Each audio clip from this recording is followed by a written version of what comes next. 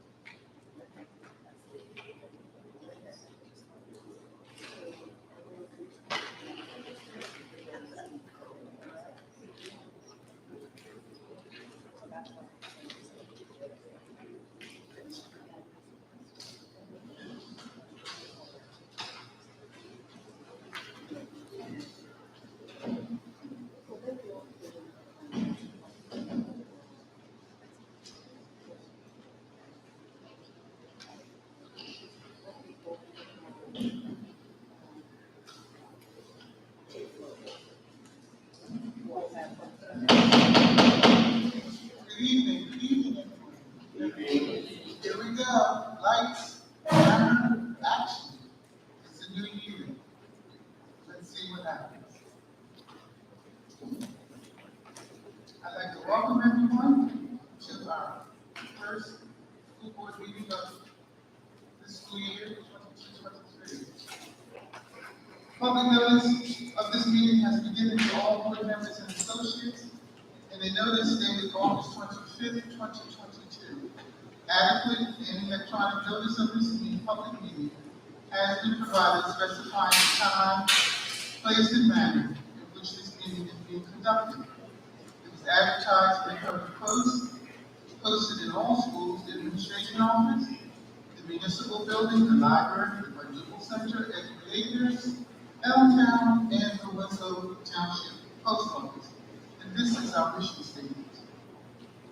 The mission of the Winslow Township School District, a large, diverse, and growing community, is to educate all students to become independent, lifelong learners, critical thinkers, caring, and competent members of their community. The district, in partnership with the community, and in a climate of cooperation and mutual respect, will provide an academic environment which values excellence and diversity, encourages students to strive for personal excellence, and assists them in acquiring the knowledge, skills, and attitudes necessary to contribute positively to a rapidly changing world. Roll call, please. Mr. Blake? Present. Ms. Dragon? Here. Ms. Martin? Present. Ms. Moore? Present. Ms. Nieves? Present. Mr. Shaw? Present. Ms. Thomas? Present. Ms. Peterson? Present. And Ms. Smith? Present. We have a quorum. Thank you, Ms. Moore. Can we now stand for the pledge of allegiance? I pledge allegiance To the flag of the United States of America, and to the republic which stands one nation under God, indivisible, with liberty and justice for all. Before we go into our district goals, I would just like to mention and welcome our township person, Mrs. Mary Gilchrist. He represents Ward 1 in our township. And this is the first meeting of the new year. I'd also like to say hello to all of our wonderful principals. And as I've said before, during my days in school, our principals simply do not look like you guys. So it's really great to see you, and also our administration. Ms. Peterson? Good evening. I'm reading the 2021-22 district goals. However, until the 22-23 goals are approved tonight, I will be reading the old ones, and then the new ones will be approved that we decided on at our board retreat. So, number 1, student achievement. Continue implementing best practices for delivering instruction to students, utilizing available and appropriate instruction models. This shall include A, ensuring articulation at all grade levels throughout the district. B, focus on innovative classroom instruction at all grade levels. C, ensuring all students have equal access to equipment, resources needed to facilitate and promote student learning in all settings. D, evaluation and updating all district programs, including athletics and extracurricular activities. E, accountability of all district staff. Number 2, continue to foster a positive school environment that is conducive to teaching and learning. A, focus on building relationships among staff and families that will result in increased learning and more effective instruction. B, emphasis on collaboration with all district stakeholders. C, promote an inclusive, diverse, and compassionate learning environment. And number 3, mark our strengths and achievements to all stakeholders to increase capacity for greater parent, caregiver, and community support. A, continue with our public relations marketing plan. B, continue to work with various advisory committees in the district and our final. C, examine communication methods utilized by the district. Thank you, Ms. Peterson. We'll bring board members down to page 2, awards and presentations, Dr. Tortini.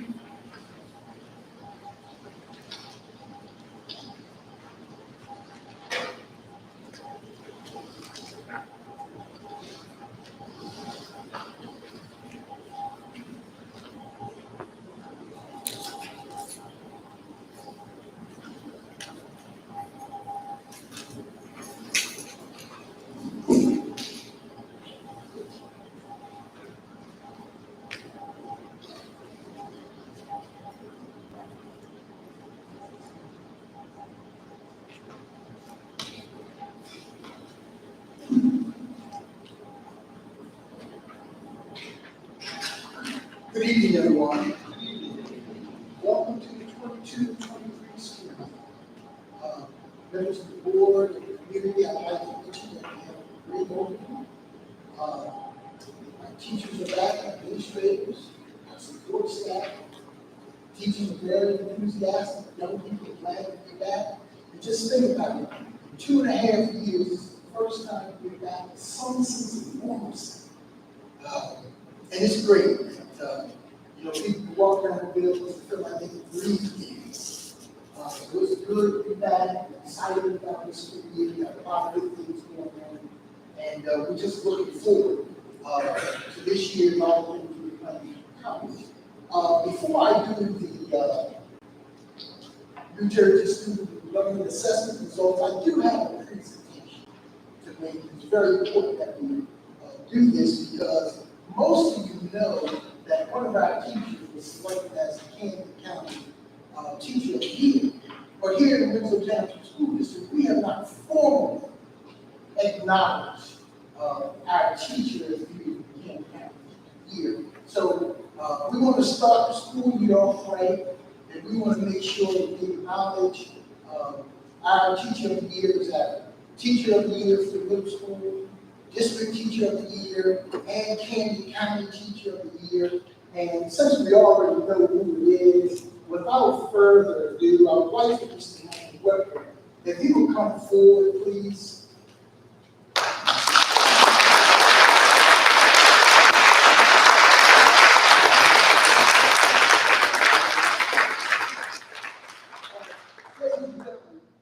I need to also emphasize the importance of this movement.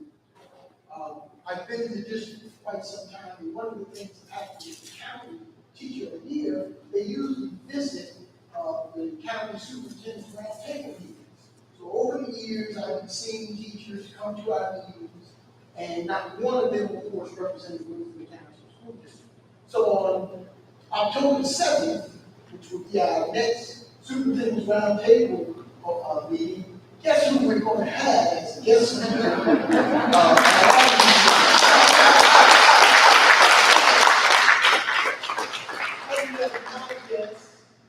And very proudly, of course, I had the opportunity to introduce it to my colleagues. But on behalf of the Winslow Township School District's Board and Administration, the 2022 New Jersey Camden County Teacher of the Year, Mr. Michael Weber, in recognition of your outstanding achievement and dedication to the teaching profession. Signed by yours truly, and of course, Ms. Fitz, our board president. We are also, of course, going to put something on our website to acknowledge Mr. Weber. We also want to mention that Mr. Weber is now competing for the state teacher of the year. So we want to wish him well.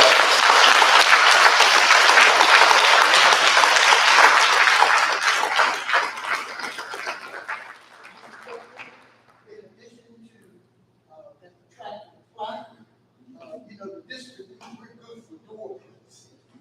And we have one more for you. I don't know if you're going to have space on your door.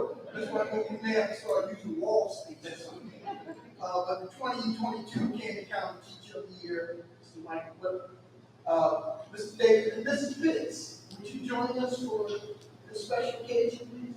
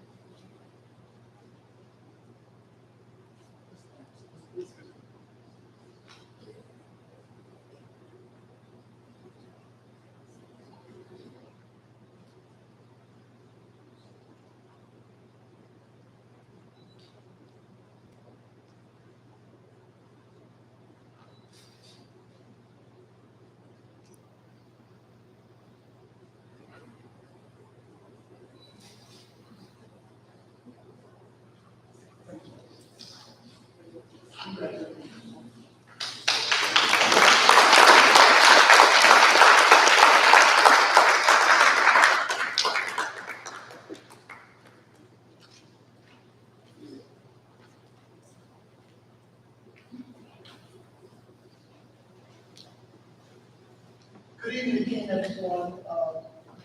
Each year, of course, is required by the New Jersey Department of Education that we present assessment scores. Last fall, we didn't start strong because we used the state assessment. And at this point, we'll be looking at the New Jersey Student Learning Assessment results from this spring. Before I get into the data, I just want to make sure that I put things in perspective. Some people are going to look at the scores and say, and I want you to understand that we truly understand that there's a lot of work that still needs to be done. But I also want to give you a perspective on how things are going, not only in the state of New Jersey, but across the country. So the first slide is, and board members, you should have this with you. There's maybe one slide at the end that's not very legible, and I'll explain why. One of my responsibilities, of course, is to make sure I do my research and also be able to share with you as board members in the community the kinds of things that are going on, not only in the state of New Jersey, but in the country.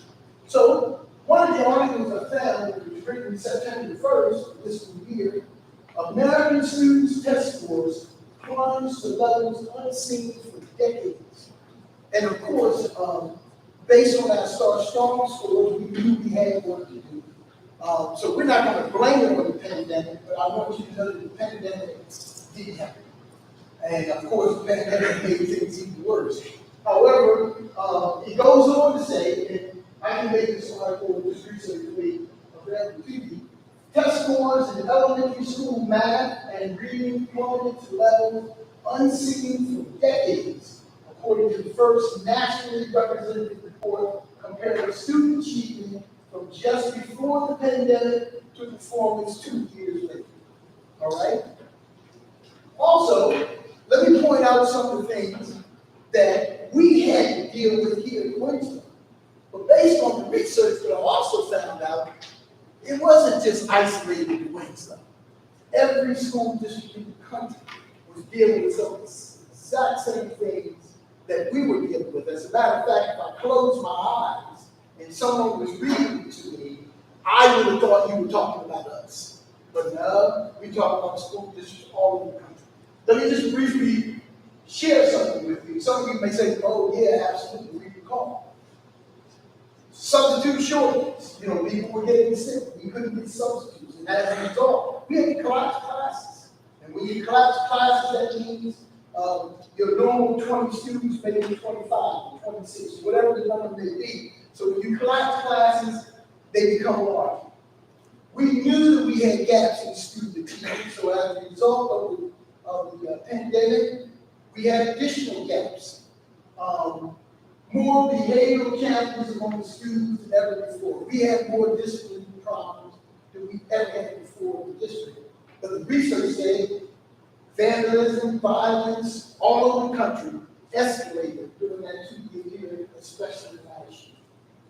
In addition to that, absenteeism, and one of the things I've been dealing with in the past couple of days, parents calling me because the child may have been retained because they missed 40, 50, 60 days of school and still asking us to promote them. Children have to come to school, but we don't want them to come to school when they're sick, of course, but absenteeism was a problem all over. We dealt with new mandates because of COVID. And masks, testing, social distancing, quarantine, isolation, contact tracing, all these mandates were placed upon us in addition to what we normally do, made it very difficult to keep young people in school, keep teachers in school. And of course, as a result, we had increased mental health concerns. We put some things in place to address mental health not only for our students, but for our staff. So these are some of the concerns we found here in Winslow, but again, I'm saying these are the same concerns for everywhere else. So basically, putting things in perspective, we are not alone in what we're about to address.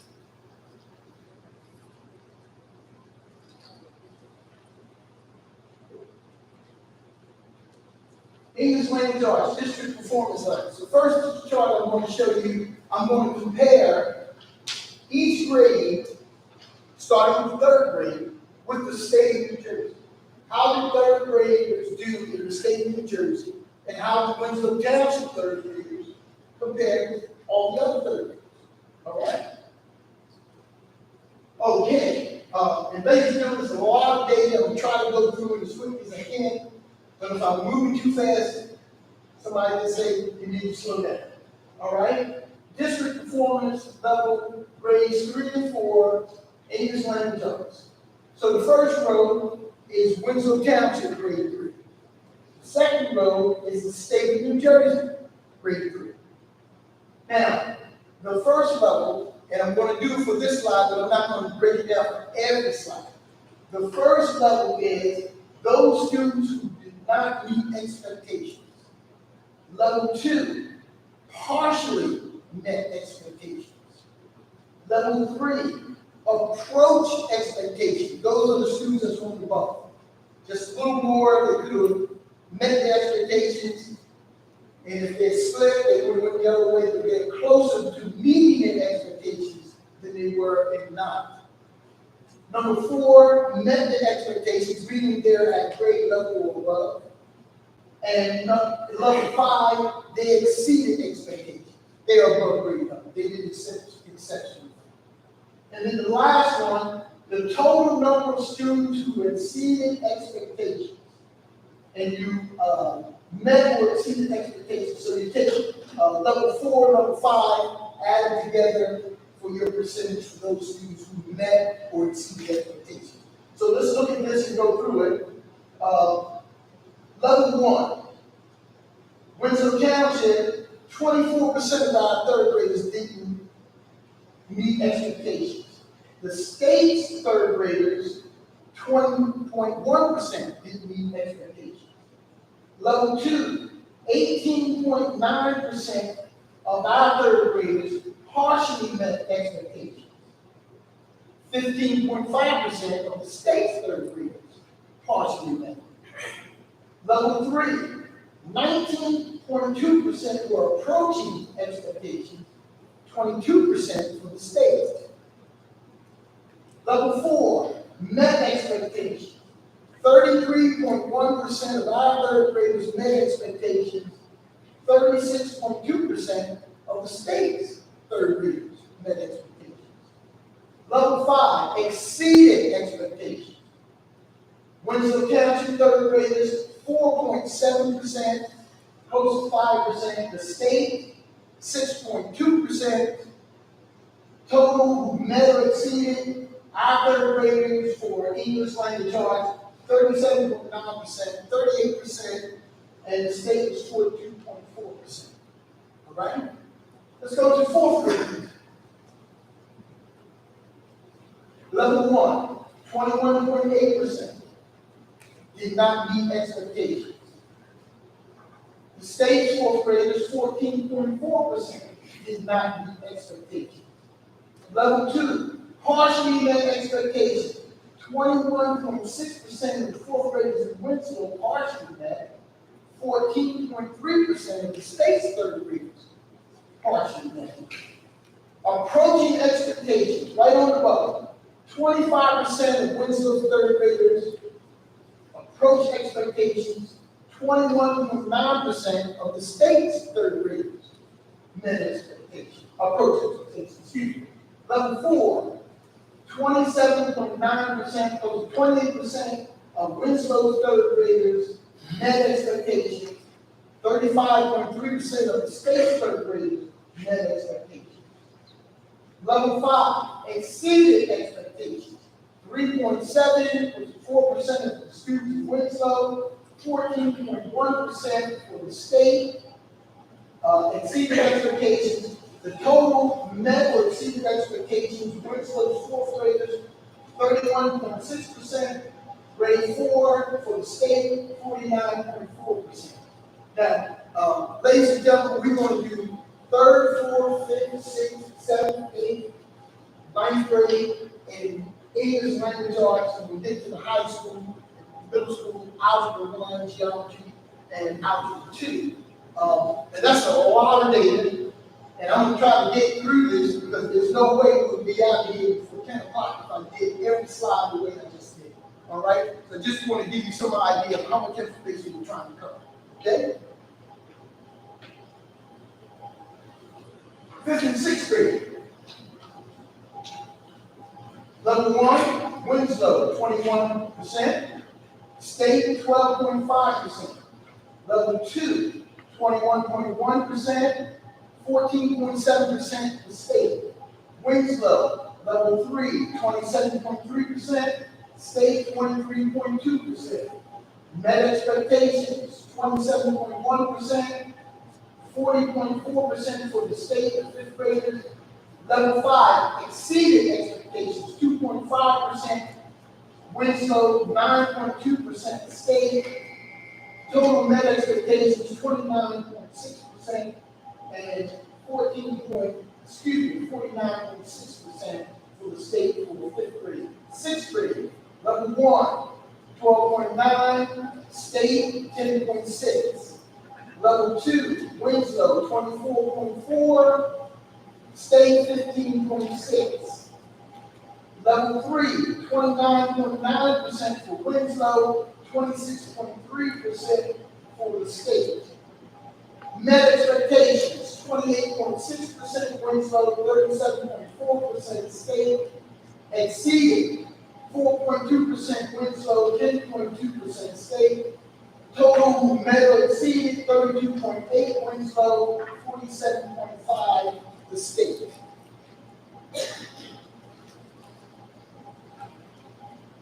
Seventh and eighth grade, English language arts. Starting with seventh grade, did not meet expectations, 25.2%, the state 12.3%. Level 2, 23.23%, state 13%. Level 3, 22.2%, 21.5%.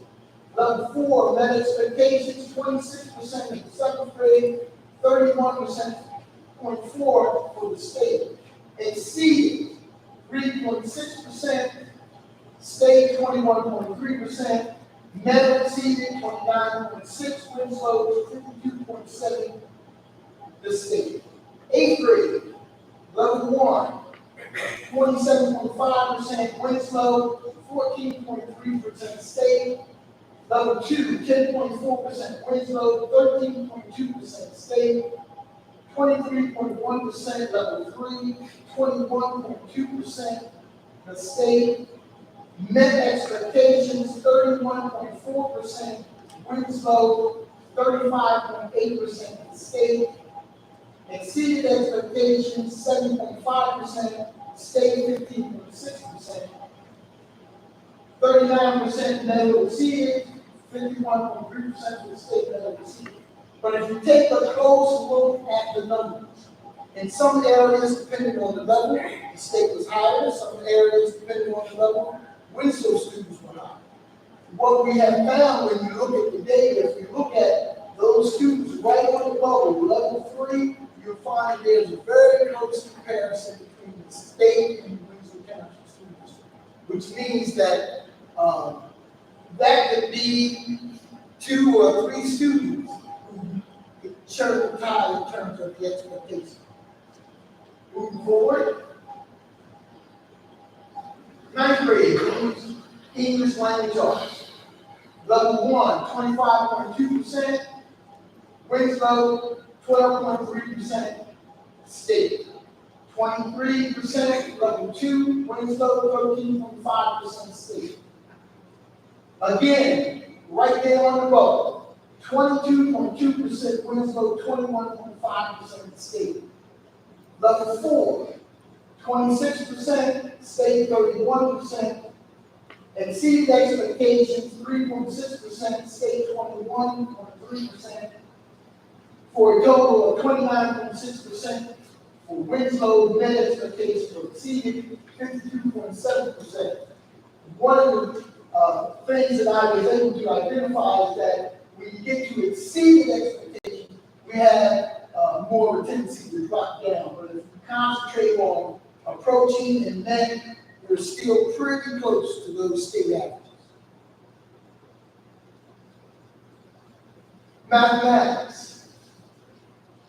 We're going to do the same thing as far as district and state comparisons. All right?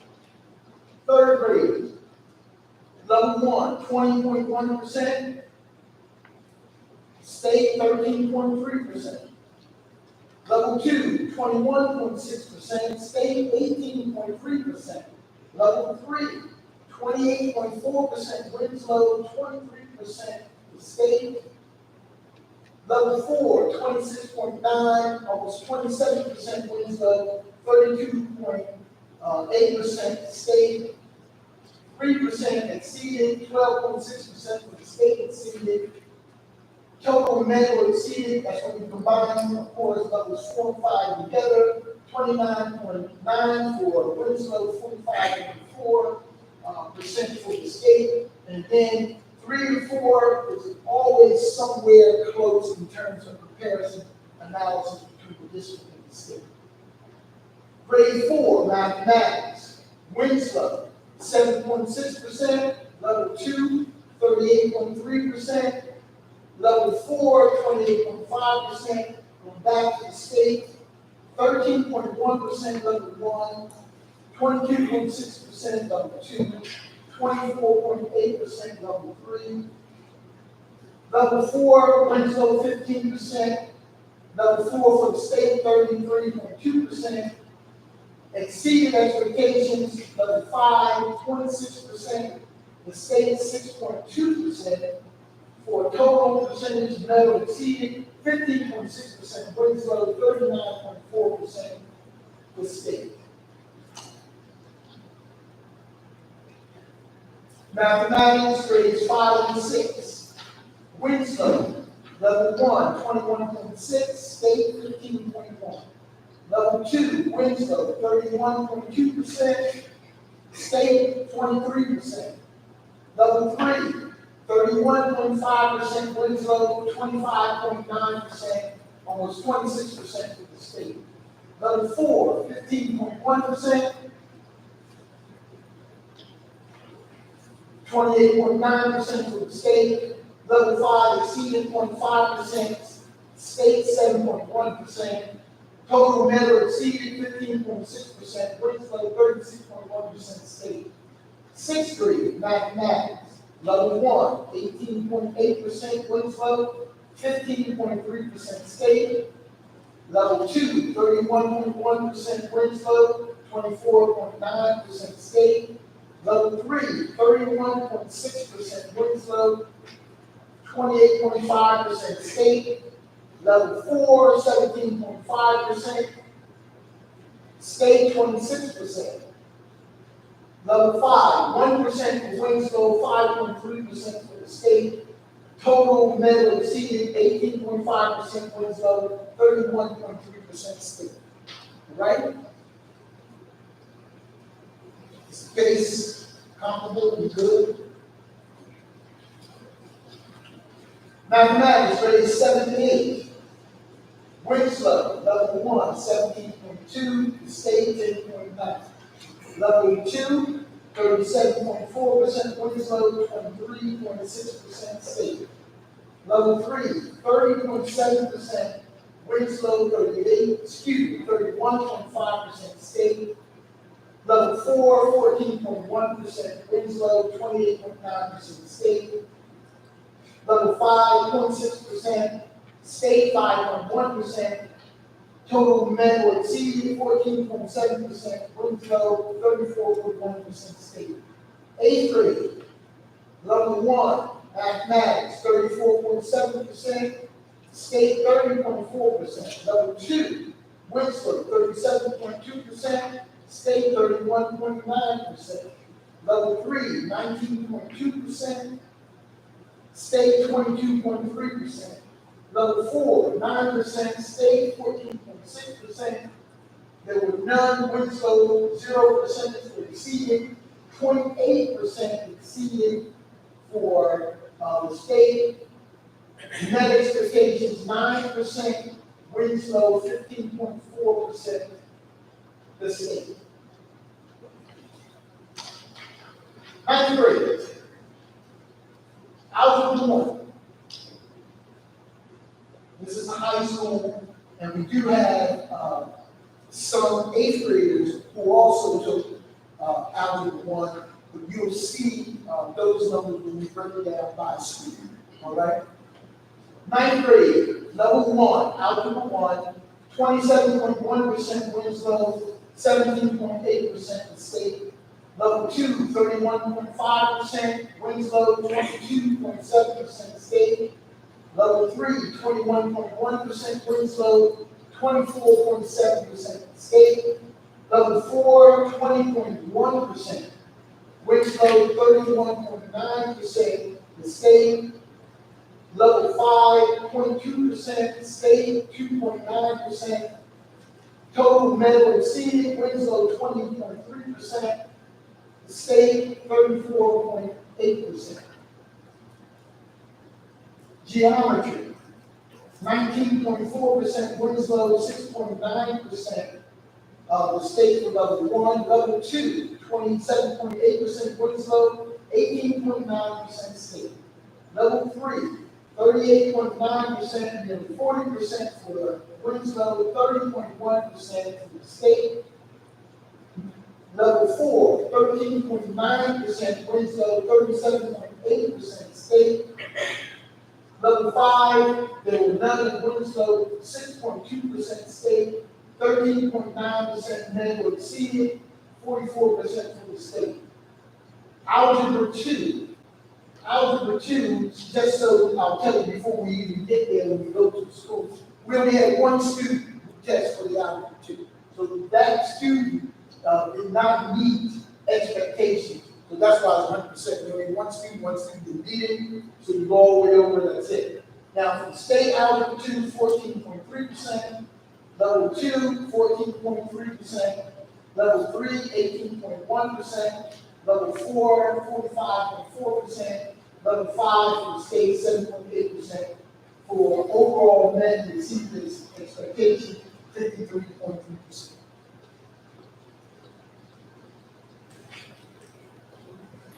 So now we're going to break the scores down by schools, starting with the elementary schools or middle schools, 1 through 4. Language arts literacy. The first column tells you how many students were tested. At school 1, there were 68 students, school 2, 73 students, school 3, 95 students, school 4, there were 100 students. All right? The numbers aren't there, but the red, of course, is level 1, level 2, yellow, level 3, blue, level 4, purple, level 5, and then, of course, the green is the total. So if you go across, of course, at school 1, level 1, 32.2%, school 2, 32.8%, school 3, 17%, school 4, 19%. Level 2, school 1, 16%, school 2, 16.4%, school 3, 22%, school 4, 19%. Level 3, which is partially expectations, 26%, at school 1, 16.4%, school 2, 14% at school 3, 21% at school 4. Net expectations, 22% at school 1, 31.5% at school 2, 39% at school 3, 37% at school 4. Exceeded expectations, level 5, school 1, 3%, school 2, 2%, school 3, 8%, school 4, 4%. The totals met or exceeded expectations. School 1, 25%, school 2, 34%, school 3, 47%, school 4, 41%. May I add, school 3, of course, at 47%, had the highest total of students who met or exceeded their expectations. But if I ask anyone which of the 4 schools you would not prefer to send a child to, they would probably say school 3. That's just my experience, okay?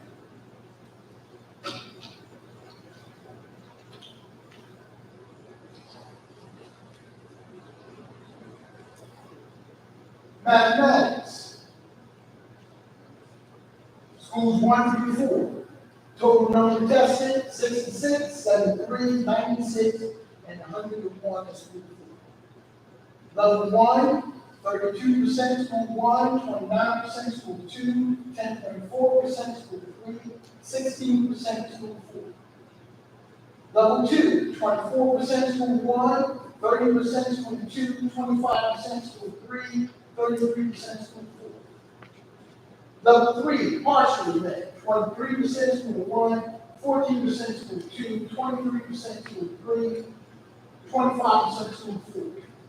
Met expectations, level 4, 17% school 1, 23% school 2, 40% school 3, 25% school 4.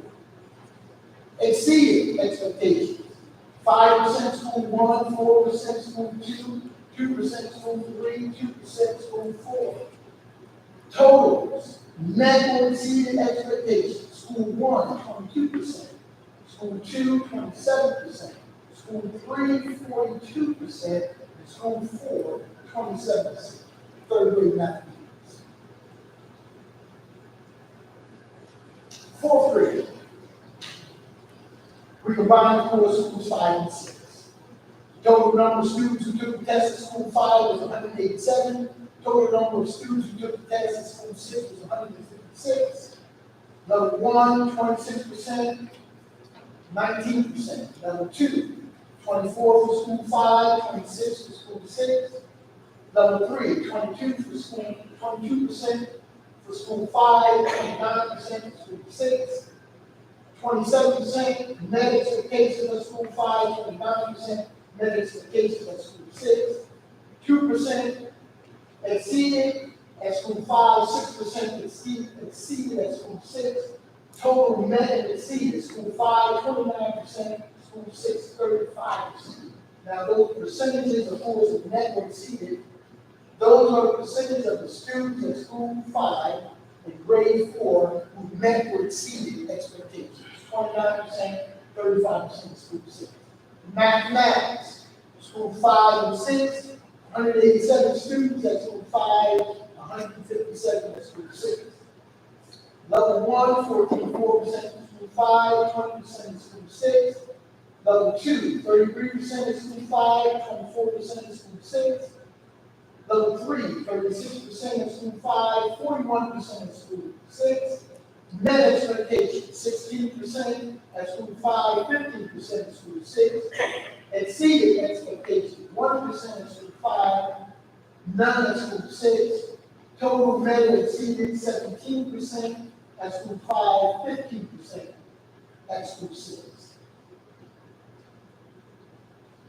Grade 5, language arts literacy. Schools 5 and 6. School 5, level 1, 15%. School 6, 27%. Approaching expectations, 33%. School 6, 22%. Partially met, 17% of school 5, 27% of school 6. Met expectations, 30% of school 5, 24% of school 6. Exceeded expectations, 5% at school 5, none at school 6. Total met or exceeded expectations, 35% of the students at school 5 and grade 5, and 24% of the students in grade 5 and school 6. Mathematics, schools 5 and 6. Level 1, 18% at school 5, 23% at school 6. 34% level 2 for school 5, 29% at school 6. Level 3, 28% at school 5, 35% at school 6. Level 4, 17% at school 5, 13.1% at school 6. 1% exceeded at school 5, none exceeded at school 6. Total met exceeded school 5, 18%, school 6, 13.1%.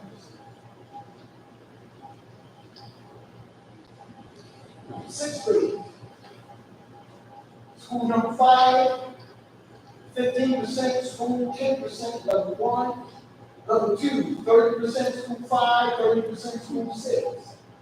25% level 3 for school 5, 24% school 6. 4, level 4, 27% school 5, 30% school 6. Level 5, 3% school 5, 5% school 6. Met or exceeded expectations, 30% school 5, 35% school 6. Sixth grade mathematics. School 5, level 1, 18%, school 6, 19%. Level 2, 36.2%, school 5, 27.0, or 27% for school 6. 30% at level 3 for school 5, 33% at level 3 for school 6. Level 4, 16% at school 5, 20% at school 6. School 5 for level 5, there were no students, and school 6, there were 2% for a total met and exceeded 16% at school 5, 22% at school 6. I feel like it's actually here, ladies and gentlemen. It's a lot of data, and it's important that we go through. English language arts, grades 7 and 8. Seventh grade, there were 357 students tested. Grade 8, 384 students tested. Level 1 for seventh grade, 25%. Grade 8, 27%. Level 2, 22% in seventh grade, 23% in eighth grade. Level 3, 23% in seventh grade, 11% in eighth grade. Level 4, 26% in seventh grade, 31% in eighth grade. Level 5, 4% in seventh grade, 8% in eighth grade, 30% total for seventh grade, met or exceeded, 39% met or exceeded in eighth grade. Mathematics. Seventh grade, level 1, 17%, eighth grade, 35%. Level 2, 31%, For seventh grade, 20% eighth grade. Level 3, 37%, seventh grade, 37% eighth grade. Level 4, met expectations, 14% seventh grade, 9% eighth grade. Level 5, met exceeded expectations, 1% seventh grade, none in eighth grade. Total met exceeded expectations, 15% seventh grade, 9% eighth grade. Algebra 1, remember what I said in Algebra 1 totals, we had some eighth graders who took Algebra 1 at the middle school. Algebra 1 in the middle school, there were 62 students who took Algebra 1. Level 1 did not meet expectations, was 3%. Level 2, approaching expectations, 23%. Partially met expectations, 3%. Met expectations, 69.3%. Exceeded expectations, 2%. Total met exceeded expectations, 71.3% of our students who take it out of one exceeded expectations.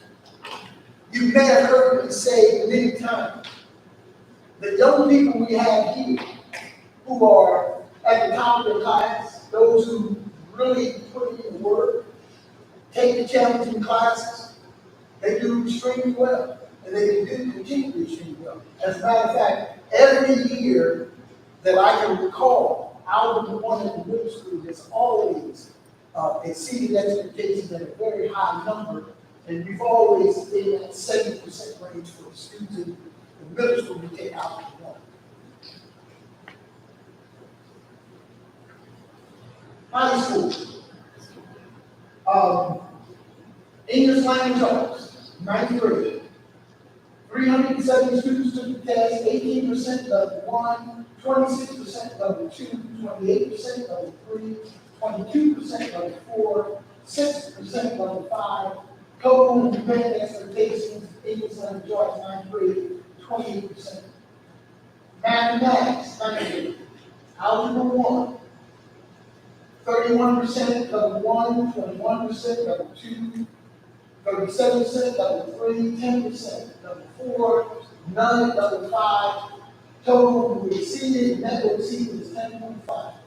Geometry, again, 9th graders who took that geometry exam, there was only 36 students who took that exam.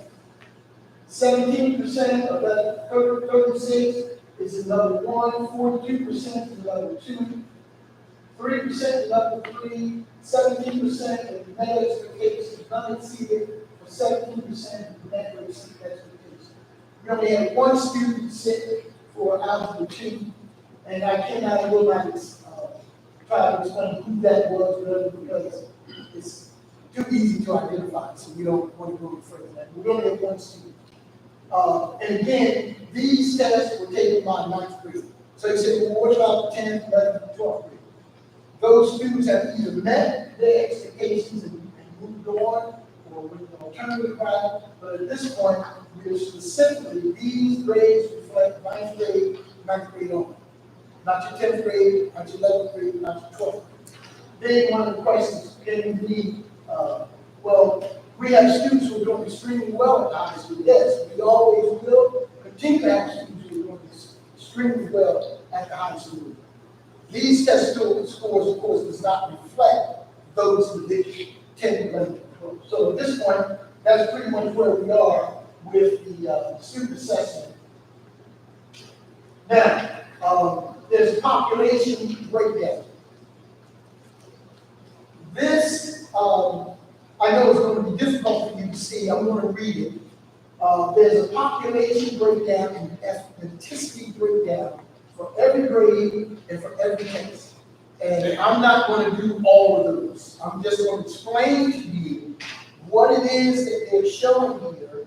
And when we place these results on our website, you'll be able to see for yourself, okay? So I'm going to move a little closer because I can't see that well myself. And I have a sheet of paper I can look at. But let me explain what's going here. When they say population breakdown, starting with language arts grade 3, first section is how many young ladies in the 3rd grade took the test. And then the other is how many young men took the test. So that first line says grade 3 female, And underneath was grade 3 males. And then you go to level 1. How many of those females or young ladies fell into level 1? 20.5%. How many men fell in level 1? 27.1%. How many young ladies were in level 2? 14.9%. How many males? 22.6%. How many were in level 3? 21.7%. How many of the males? 16.9%. Level 4, how many young ladies were in level 4, meaning met expectations? 37.3% of the young ladies. Men was 29.4%. Exceeded expectations. 5.6% of the young ladies met expectations exceeded, and 4% of the young men. For a total who met or exceeded 42.9%, almost 43% of young ladies in third grade met or exceeded in mathematics, language arts literacy, and 33.3% of the young men in third grade. Then you go to economic disadvantage, socioeconomic, how many of them were in a situation where we use qualify for free reduced lunch? All right? So how many of them were socially disadvantaged or economically disadvantaged? Grade 3, level 1 was just 20%. No.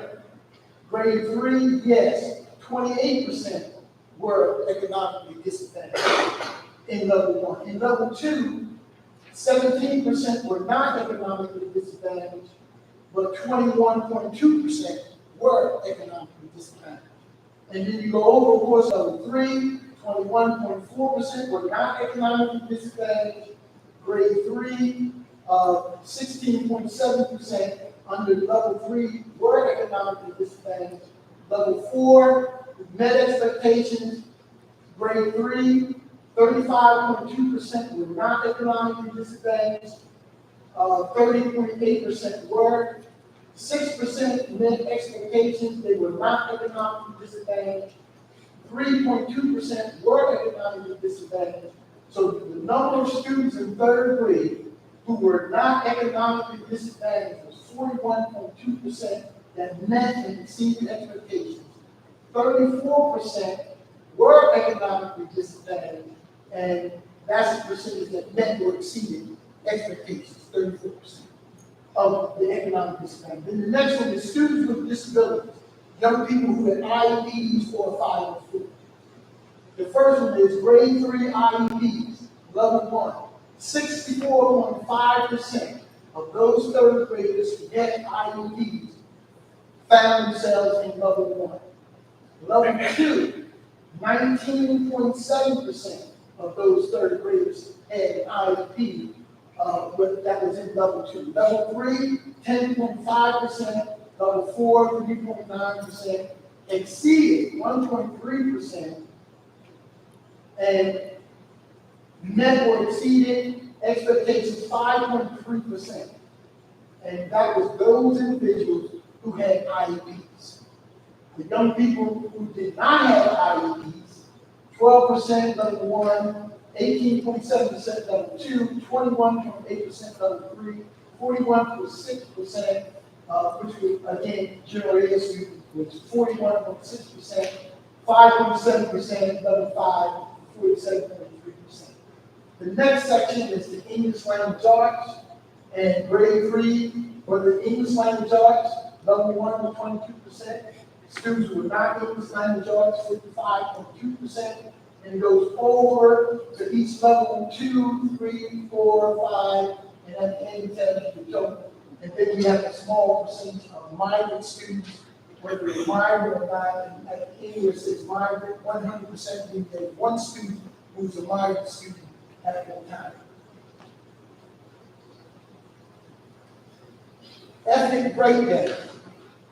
The ethnic breakdown, of course, they want you to tell us, or the state wants us to know, in language arts literacy, the first category is Hispanic or Latino.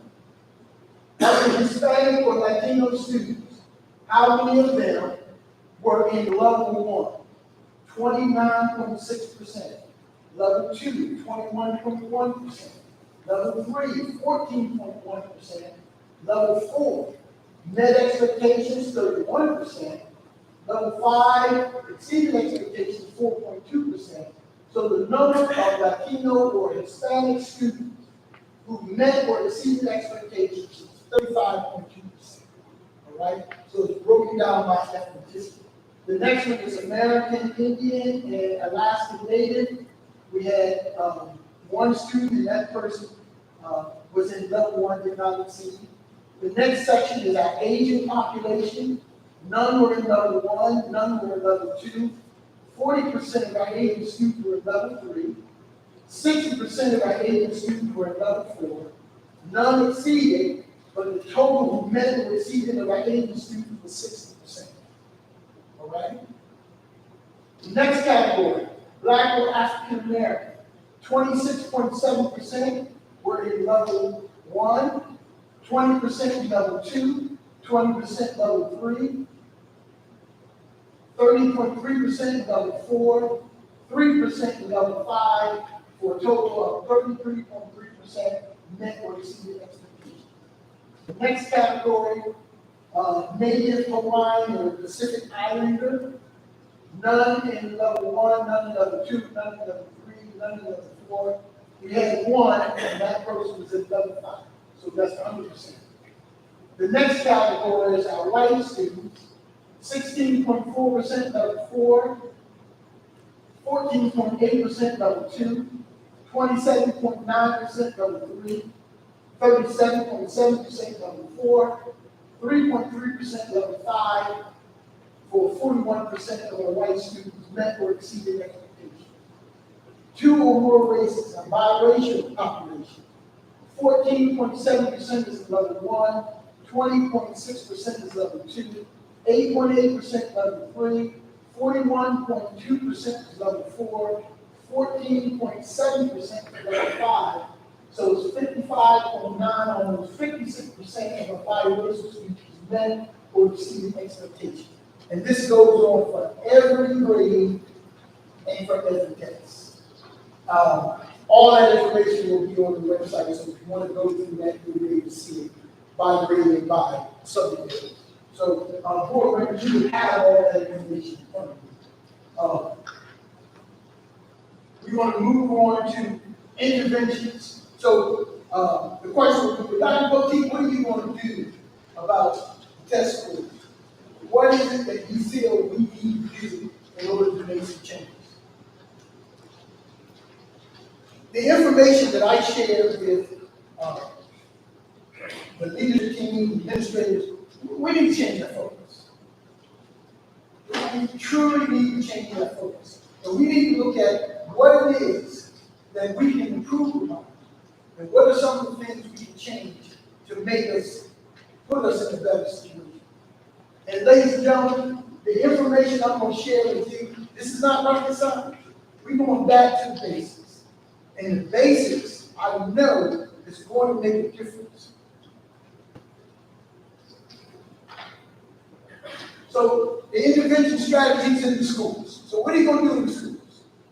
What are some of the issues that you have? First of all, we need to create and maintain an environment where teachers can teach and students can learn. Basically, all the teachers should do and ask them to teach. They shouldn't be doing anything else but teaching. They shouldn't have to do anything else but go in the classroom and teach. Young people, the only thing they should have to do is go in and prepare. We need to take all that stuff away from the teachers that they have to do as keeping them from teaching. Minimize classroom disruptions. Ladies and gentlemen, if we have one student in the classroom that is disrupted, nobody in the classroom will be anything. So we lost one full period of instruction because we had disruptions in the classroom. I've given the principals their directives. We need to stop the nonsense. We need to deal with it, get it done, communicate to the parents, and stop all that stuff that we've been dealing with that's keeping us from getting it done. Maximize teacher instruction time. Just think about it. If the teachers all they had to do is teach, just think how much more we're going to do. all right? Strictly enforce the student code of conduct. And I mean it. Because if you don't want to be in school, and if you come to school, you don't want to learn, you have to ask yourself, why are you here? Why are you here? We have to get to the point where young people understand the value of education. So if you want to come in the classroom late, if you want to have the earphones on, and you want to be disruptive, you want to call people names, you want to fight, then you don't need to be in school. So we're going to strictly enforce the code of conduct. We have an after-school tutoring program for those young people in grade C. We're going to be working, of course, in small instructional groupings as we always have. We have supplemental online programs for every subject matter that we provide. We're going to do the things that's necessary for us to be successful. Teachers want to be in a school environment where they already have to teach. If they're in a situation where they don't feel safe, if they're in a situation where they have to continuously be disrespected, we are competing for teachers, ladies and gentlemen, in the state of New Jersey and across the country. If I'm a classroom teacher, if I don't feel comfortable, if I don't feel safe, if I don't feel that my needs are being met, then I'm going somewhere else. It's just something. So we need to make sure we do things necessary for our teachers to be successful. Parents, this is a partnership. It's a relationship. You must develop a relationship with the teachers to the preschool. Have that partnership. I'm going to get into some details in a minute. Send your child to school prepared to learn. Isn't that simple? This is just basic parenting, basic preparation for education. Send your child to school prepared to learn. Example. Now, I'm going way ahead. My father told me, don't let me have to miss a day's work. Come up to this school without your friendships. Simple, clear, crystal clear. Don't let that miss work go there about the foolishness that. I want to say to the parents is, if you tell your child, education is important. All I want you to do is go to school and learn. Go to class, listen to your teacher, do what they ask you to do. Simple. That's all we're asking. We're not asking parents to be teachers. We're just asking you to partner with us. Send your child to school prepared to learn. Make sure your child studies and completes homework assignments. Make sure you got homework today. Well, let me go to the plan. You got work to do, okay? Go in the room, get your homework. Every day, check. Go to school, get your homework. Now, see, my parents weren't that educated, but they were smart about what they asked me, for example. They didn't ask me, how was school today? I would say, oh, no, they didn't ask me that. They would say, what did you do in math today? What did you do in English today? And then if I say, oh, we do, you mean to tell me, this is my father, you mean to tell me you in school all day and you didn't learn nothing. And that's what everyone said. You mean to tell me you in school all day and you didn't learn nothing? Okay. See, that makes a difference. It's the type of questions that you have to ask. Support your teachers and hold your child accountable for their actions. Support you. Look, now, I'm not being facetious, but if the principal calls you and tells you that your child is involved in something or whatever, don't come up to the school with your defense attorney. I mean, as soon as you get there, it's already you defending whatever the action was, and give the teacher and administrator at least the benefit of the doubt, ladies and gentlemen, that the students need to know that we're on the same team about education. So if we develop that relationship, then the student will know that mom is going to call the teacher, dad's going to call the teacher's going to call mom and dad. We're on the same team, so the child needs to know that we're working together for their benefit. Attendance. Send your child to school every day. Stay home if they're sick, of course. But the attendance issues is part of the problem. If you're not in school, you can't run. That was proven with 2 years, half a year of virtual, or 4 year virtual, and it has been proven not only here and everywhere else in the country that children in the classroom learn better than they do virtual. It's proven. I mean, the statistical data shows it everywhere.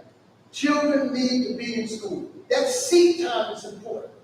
But no, I spend half my time hearing why major didn't come to school for 40 days, 50 days. You only have 180 days of school, but yet, okay. Monitor your child's progress. Yeah, and the portal, check grades, homework assignments, attendance. Just monitor, just work with us. Support your child by attending back to school nights, parent-teacher conferences, school events. One of the parents called me and said, Dr. Cote, I want to help out. I want to come to the school. I want to walk the halls. I want to be in the cafeteria. I said, man, no, that's not what we need. That's not what we need. I don't need you in the cafeteria. I don't need you in the home. But I tell you what I do need. I need you to make sure that your son or daughter, when they come home, that you are working with them, at least asking them the right questions, making sure that they are respectful, making sure they come to school to learn, making sure that they're completing their assignment. When you have issues, you're reaching out to the teacher, you're reaching out to the principal. That's all I need you to do. I don't need you to do anything else but work with us, because for the school district and the community, most importantly, we must work together. Because it's not us against you or you against us. This child needs to know that we are a team and that we're working together to best interest. It's a partnership. Our main emphasis this year is the partnership. We want our parents involved. How do we want them involved in student back to school night? We need to be there. Teacher, parent-teacher conferences, we need to be there. There's an activity at school, we need to be there. If there's an issue going on with the child, you need to pick up phone calls. Teacher call you, at least give the teacher the benefit of the doubt that he or she is calling you because there's an issue. Work with us. Work with us. And I can almost assure you that we'll see a significant difference if we eliminate all the distractions that we have to deal with. If we can eliminate the fighting, the vandalism, the use of profanity, the violation of school code, if we can just eliminate those things, and I've asked the building principal, you need to be on top of it, making sure we have a school environment where young people come to school to learn, and all the teachers have to do. Get in touch with those parents from day one. We have a child who doesn't want to be respectful, who is disruptive, call those parents, get them up to the school. Tell them about the relationship and partnership that we're trying to develop so we can get these young people on the right track. It's about their future. It's about their future. So if you work with us, parents, for those of you who will be watching us on tape, these are the things I believe we have to do, and if we do them, we'll have a significant improvement in the academic achievement. Board members, any questions? Anyone in the audience, any questions? Ms. Esposito. So, in your presentation, you highlighted the mental health challenges. Yes. Yes. So, when you say that, and then you say that, students just have to come to school to learn, that doesn't really talk about. So, can you talk a little bit about some of the changes you made to the mental health? Well, here's the thing. Let me just make it clear. First of all, mental health issues does not necessarily mean it's child care. Okay? That doesn't mean you can't help. Mental health issues, of course, can be things that has occurred at home, in your school, some type of trauma. It could be psychological, it could be social, whatever it may be. We have services available in all of our schools. Counselors, of course, have been trained. We have outside agencies that are available to provide mental health services for our young people. In addition, at the high school, middle school, we have schools for language, They have been trained to provide mental health services. The services are there. One of the things we need to do with the partnership with parents, you may know there's something going on with your son or daughter, then you need to call us and say, hey, could someone speak to my son today? I think he's having issues. That's part of the partnership. But the services are there. Even if it means recommending outside agencies beyond the school walls, the services are there. Those services were put in place during the pandemic, and as you know, they were required. And we have done this. So the services are there. The services are there. Yes. I'm sorry, I'll go back. No, okay. So you said that the line of that will go to the website. Yes, I'm going to put up all this information. Give me a few days. There are a couple of things I'm waiting for from the state. Excuse me, but it will be the list. Okay, the first was when I was able to start doing my questions for my brother. Okay. So just bear with me right quick. Like you said, for example, that was students enrolled in geometry. Is there levels to it? Like some people say college drugs, some people say honors? Yes, yes. So we lump all those students together and then go to the first level. Well, first of all, it's only 36 students. Yeah, no, it's only 36. And those 36 students, we were able to go back and identify those 36 students were ninth graders. They had already passed algebra 1 and stayed out and could go over to algebra 2 down. Those were the ones who were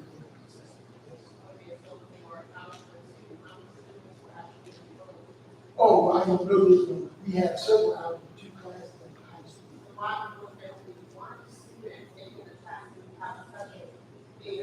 Because the state only require you to take that test if you have either failed along the way, if you haven't met the requirements, therefore, if you didn't take out the one test, passed out the one, failed out the one test, everybody don't necessarily have to take the test. Dr. Carpenter, is there any specifics in terms of who does and does not take the test that I may be missing here? I didn't think it was anything about the people. But here's the issue. When you see one person, and I know we have quite a few levels of algebra 2, for example, at high school. If those students do not have to take the test, they don't have to sit there. So no, you don't get a full picture of all of the students, but that's just the way the test is required to do. We can't make everyone take the test if they don't qualify to do it. Some of the youngsters have been so far advanced in their math, and they just continue to move on. They don't have to take it. So our 11th and 12th graders, as you well see on the test, they don't have to sit the test. They've already advanced and passed, and have already met the mathematical requirements. Or they may have already taken the SATs, the PSATs, the ASVAB, the ACTs, and if they get certain scores and things of that sort, they don't have to sit these. So they've already met math requirements. Yes, that's why we do have young people who continue to excel and have met all of those requirements. Ms. Esposito? Yes. In the beginning, we were talking about elementary school. Yes. Yes. Yeah. Is there another help of those folks that you quoted as scores? How many, what is the pool at this school, like, there was one of the surveying students, out of how many were eligible? At what school? Did you say It doesn't elementary? matter, you just, Well, elementary, the numbers were, are those numbers available, like, what are these numbers, okay, I need to back up and clarify. Elementary, we don't have certain students. Elementary, third grade, all of the third graders get the test. All of the That's fourth. my question, did all of them? Yes. So nobody opted out? No. Okay. Well, if the kid was very small, I can't speak to whether it's one or two, but the third grade, all third graders in the school district, all the fourth graders, I would say that pretty much approved. all the way through eighth grade. All the way to eight. Yes. All everybody. Yes, only fluctuates when you get to the high school. Ninth grade is still out for one. Okay, so my other question goes back to my other question about, mental health services. How are parents being informed about what is available at the school and not Okay. I would say, for example, in the high school, any type of newsletter information you get from the building principal, has that information been shared? And I know I've mentioned and spoken to mental health services quite a bit from this room, but aren't you getting that information from your high school or middle school or elementary school? Yes. Yes? I don't remember, but that's not the same. Okay. Well, if it isn't, then I'm going to make sure that parents are aware that the services are available. And I'm quite sure you've been to a number of meetings, you heard me mention mental health services are available, we have agency, we have training counselors, so that service is available. There are recommendations that teachers may identify someone and the student will go, so the students who are in and getting those services, those parents know. But what I hear you saying is, what about parents who may not go to services or they Right. so they can also go? Is there a way that they can add on the website and email? That's the consideration. Because we want you to use the services. I mean, why have you if you're not going to use it? So we would definitely consider it. That's not one. Yes, I'm sorry. May I add, this is the deal asked to have all of the third grade students taking the test. So there are 2 tests for third graders. It's the regular New Jersey Student Learning Assessment, and then there is the CLM for classified So students. we classify. So not all special ed student results are shown here, Okay. depending on their needs, determines whether or not they take the New Jersey assessment or whether they take the dynamic learning app. Right. I understand, I just really wanted to know how many of the students that were eligible. So like, I hear a lot of parents saying that they're opting out, I didn't know how many, like, opt out at that level. We don't, Very. we don't keep track of students who opt out, we're not required to do that, but I can tell you that we have very Right, few. because the law, I remember a few years ago, before the pandemic, parents were opting out. There is a law, the governor, and the Commissioner of Education, and it is in writing, it is on the website, that there's no longer any opt-out. Okay? Of the student assessment. Yes, sir. First of all, the presentation is very informative. How relative is this testing for this kindergarten, first grade tonight? How relative is it to success? How does it play a role in our overall achievement and ranking? For me, it fundamentally is important because it measures the basic fundamental skills that those young people should have learned, because everything builds upon from year to year. We expect our young people not only to be able to do well on state assessment, but we expect them to be able to take those skills and do well wherever they go. State assessments, in many cases, and I'm not going to make an excuse, but we have found, as the statistics show across the country, minority children or children of color, children who are economically disadvantaged, always show a drop or show lesser achievement on standardized tests than their white counterparts. It doesn't necessarily mean that if I don't do well on this test, that I can't achieve academically. The other issue we have found is you talk about long-term memory versus short-term memory. For example, the teacher in my class in Geometry 2 gives me a test every 2 weeks. I'm amazing. But when I sit down for a test, I have to recall long-term for things that I probably haven't seen in a year. I may not do it because I can't recall.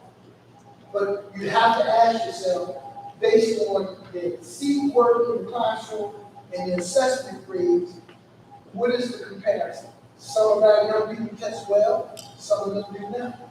But we have also proven that our youngsters who do extremely well in the classroom academically, it does show up. But I also believe that if we do some things, like you saw, a lot of our youngsters, we had a higher numbers of youngsters on the bus. Right there in the middle. Almost being expectations. Those youngsters, we need to do a little more with, get them over the hump.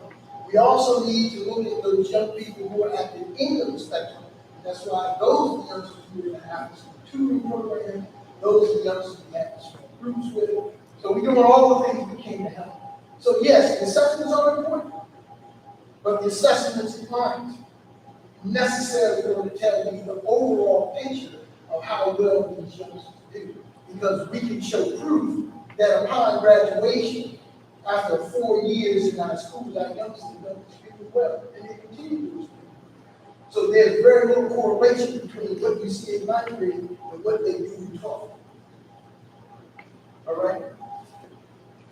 Yes, ma'am. So I know that knowing our students coming back, I think all the idea that numbers are not going to be where we expect them to be. I'm hoping, I'm not sure if you're going to tonight, but I know one point in time, you allow the principals to kind of talk about what their strategic plans were for each school to kind of get our students back on track, whether it's implement other programs. I'm glad to see that we are going to focus back on tutoring. I think that's definitely a plus, especially for us as parents. If you know that our children are struggling in certain areas, we need to make sure that they're educated for those tutoring sessions.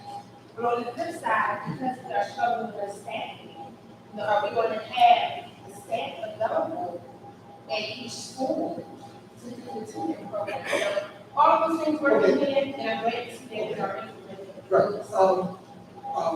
That's always a question mark.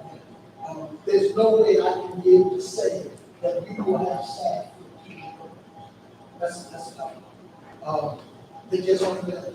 We're going to do our very best. For example, we may have a need for 10 tutors, but we may only get 5, which means some of those youngsters aren't going to get their services. So what we've traditionally done is look at the youngsters who need it the most.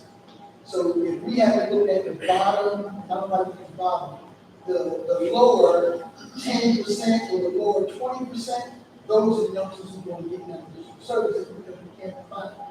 They're the ones who need the most. And we try to do what we can in the classroom, small groups, and the others growing up. However, based on staffing, we don't need to provide the service for the number of youngsters that we can. And always target kids in the grades. Don't know that. And we are still struggling now to make sure we have a full complement of staff in our schools now, especially AIDS is out of the way. I mean, we've been trying to get AIDS for 2 years, and I think we're hovering around maybe 7 age people on there. And it's not because of lack of trust. Yes, and ladies and gentlemen, the staff shortage is something that's going to be for us quite some time. One of the statistics that I read was, in the United States, 280,000 teachers left the profession, and maybe like 20, 25,000 in the profession. Don't even backwards. And if that trend continues, what they anticipate, we're going to be in trouble. The education profession is going to be in trouble. I visited several schools this summer and latter part of last school year, and while sitting in those meetings, large group meetings with my daughter, those people have a tendency to say, how many people are here for law? You raise your hand. How many are here for engineering? You raise your hand. How many are here for nursing? How many are here for education?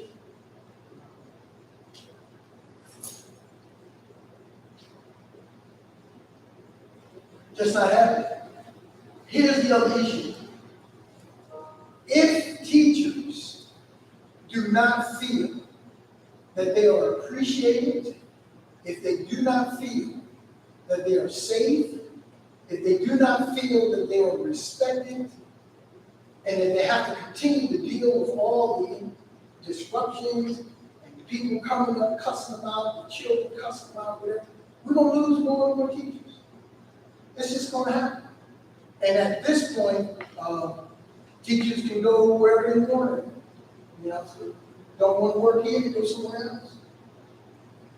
So we're competing against all those students. every superintendent in Canyon County that we meet with having the same problem. Every superintendent in the state of New Jersey having the same problem. Every superintendent in the state of New Jersey and across the country, their biggest concern is staff. You feel? And we are going to be in trouble, ladies and gentlemen, if we don't fix it. We need to fix it, or we will be in trouble. The question is, who's going to educate the future of this community? Who's going to educate the future of this state? Who's going to educate the future of this country if people aren't going to the profession? How do you fix it? So it's our reality. It's just something. People leaving the profession left and right, and they're burned. And if we had some of the research that I read, almost to a person, they said last year, even with face-to-face or in-person instruction, which we thought was going to be better, was the worst year they ever had. It's burned out. And then, of course, all the political stuff, mandates. You know, you think teachers wore hats before the pandemic. They got to wear more hats now than they did before. It's a challenging job. And if you think you can go into teaching because you can't do anything else, you're mistaken. If you want to do it right, teaching is a tough job. It's difficult. It's an honorable profession. But we're waiting for the Calvary to come to something else. If they're going.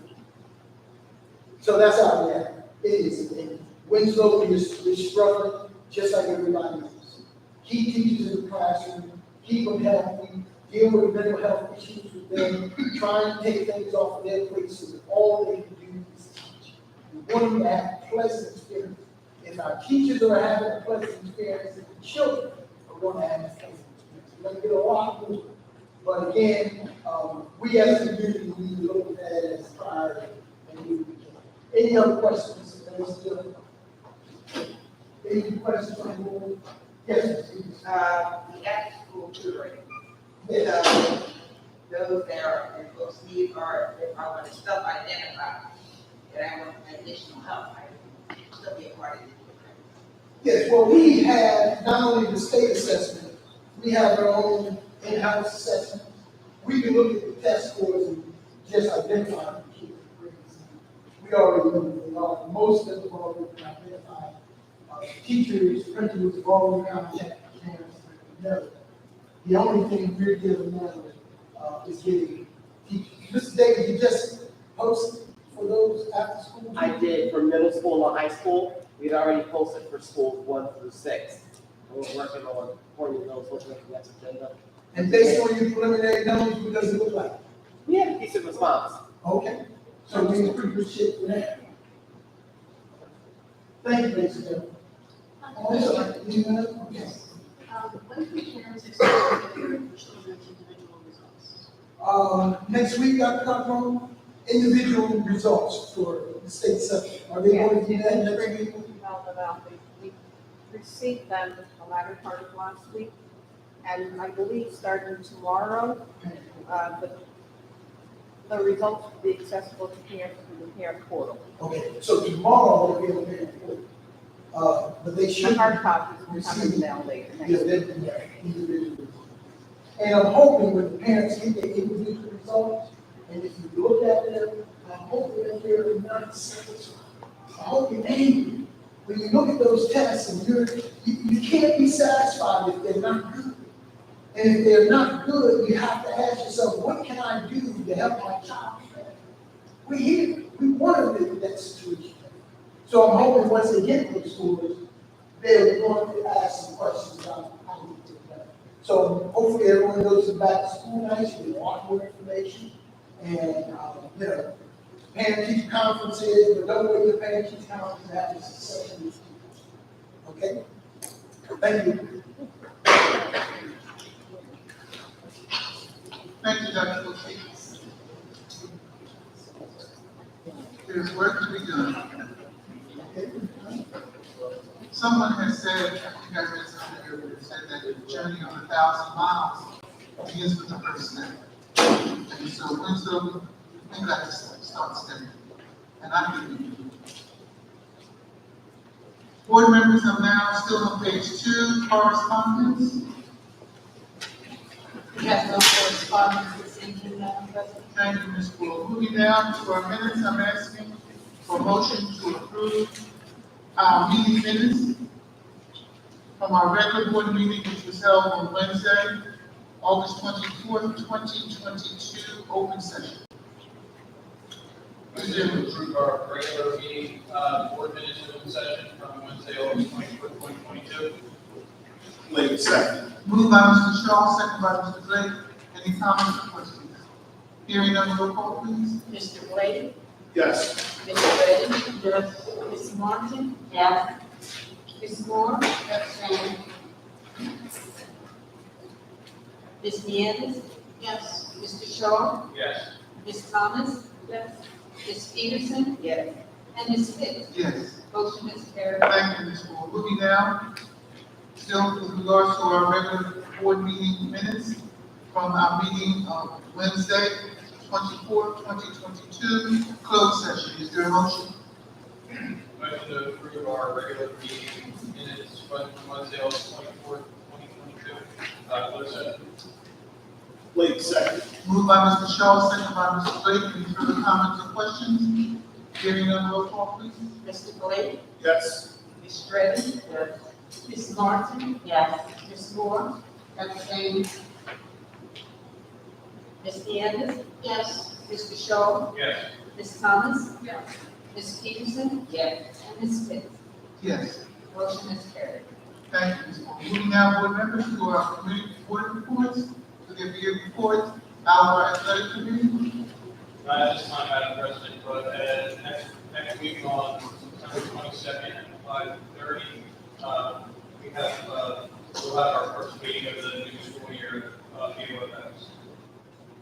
Thank you, Mr. Shaw. Will there be a report out of our education committee? No report at this time. The committee will meet next Tuesday at 4 o'clock via WebEx. Thank you, Ms. Peterson. Will there be a report out of our diversity, equity, and inclusion committee? Now, this time, Madam President, for next week, we will establish our community. Thank you, Ms. Thomas. Moving now, will there be a report out of our marketing committee? Yes, Madam President. But I'm going to pass the mic to Ms. Williams. Yes, I just wanted to do a rundown of the Winslow Family Day event that we attended. I apologize in advance, I don't have a report with the comments we received from the comment cards. We didn't receive very many. We actually received 29 cards. The raffle was held for the AirPods, and the recipient did receive their AirPods. So the next meeting, I will have that in our IT knowledge to board members. I know there was some difficulty with the cards because the font was glossy, so people couldn't write on it, so my apologies for that. I did order 500 of them, so we have plenty of these for future events. So if any board member needs or wants them for any reason back to school nights, I do have those in my possession. I would just say that we can write on them with Sharpies, and that would probably solve the problem. And that was all I had. I'm just grateful. Let us know when our next market meeting is. Our next market meeting will be the last Monday of the month, which it is going to be September 26th. I'm going to get back. That is a holiday. That's Rosh Hashanah, so I'm going to be back to the board. Okay, thank you, Mr. Blake. Ms. Pitts, may I address Mr. Blake? Yes. Chairman of the committee. At our retreat, the marketing committee had requested a copy of the marketing plan. I provided that plan to them in its original state. It has not been updated or revised since 2017-18, but this is where we left it at that time. As Mr. Blake and members of the marketing committee, we want to update it and moving forward as you continue to plan with your activities, please feel free to do so. But this is pretty much the foundation as we're starting and we're ending with the upgrades during that time. So I'm hoping all board members did receive a copy of that original plan, and I'll leave it up to the marketing committee to do what they see fit in terms of revisions. This is looking good? Yes, thank you. Okay. Thank you, Dr. Williams. Moving on, will there be a report out of our operations committee? My name is fine, Madam President. Thank you. We'll have a meeting on the 27th. Thank you, Ms. Drake. With regards to our policy committee meeting that will be determined for the month of September, I will let the board members know prior, if you enough time to schedule our policy committee meeting for the month of September. Will there be a report, comments out of our citizens advisory committee? Yes. Ms. Martin?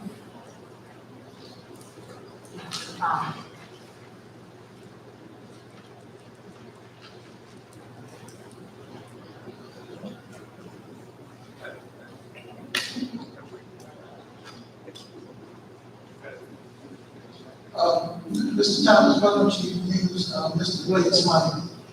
For them. Yes, thank you. Yes. Once again, thank you, Madam President, Superintendent, for letting us approach board members. But it's a great day in Winslow Township. Here's our report. The Citizens Advisory Committee met on Thursday, September 1st, 2022 at 7 p.m. at the District's Administration Building. Committee members present were Caroline Hart, Tish Palmer, Christine Bunzel, myself, Marcy Thomas, Carla Ortiz joined the meeting at 7:30 p.m. Rita Martin represented the Board of Education. Absent was Rosie Hoffman, Jennifer Maddox, Michelle King, and Cindy Scarlett. The whole business, CAC revisited our suggestion that the board and administration work to educate the parents about protocols followed during possible threats. Ms. Martin said she would bring it up to the next board meeting, since the meeting was full, and fires would go out about emergency procedures to parents and various families. Carolyn told the comments about Comcast and Wi-Fi internet promotion that are offering to qualified applicants that may be helpful to the community. Further information will be forthcoming. New business discussion on the adopted dress policy changes, the confusion that has occurred over several of the language can be improved in a more clear, effective way. CAC will bring that information to the next meeting. Christie informed the group about a possible clothing swap, similar to the former uniform swap that he held before. Continued general discussion about how we can connect schools and community together. We adjourned at 8:30 p.m. Once again, I'd like to thank everyone for letting us approach, be a part of this great event. It's a great day in the township.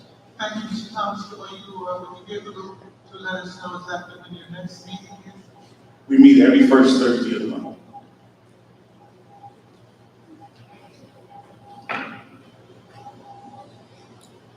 Board members, any questions or comments with regards to the CAC, the Citizen Advisory